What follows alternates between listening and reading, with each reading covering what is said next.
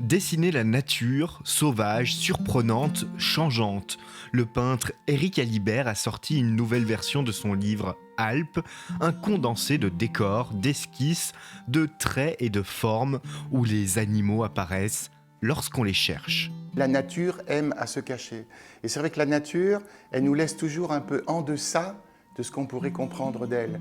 Alors, il y a évidemment ce que l'on voit, mais il y a tout ce que l'on ne voit pas. Donc, entre le montrer et le cacher, il y a comme un glissement qui est passionnant. Et moi, j'aime bien parler justement du mimétisme, qui est une des stratégies d'adaptation de la faune pour sa survie, tout simplement. Dans ce décor blanc comme la neige en hiver, le chamois trace sa route, ses contours suivent les traits du paysage.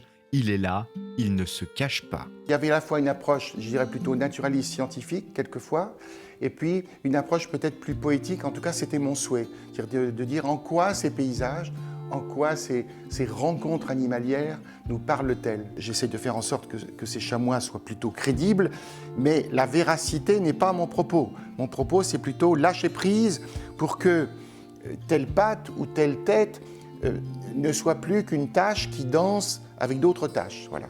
Éric Alibert aime partir à l'aventure, parcourir le monde et ici plus particulièrement la montagne.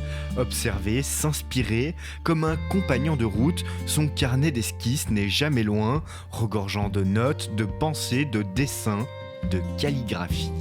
Je note mimétisme incroyable des chamois, violence de l'avalanche, pourquoi pas une image très graphique où les chamois deviendraient comme des notes de musique.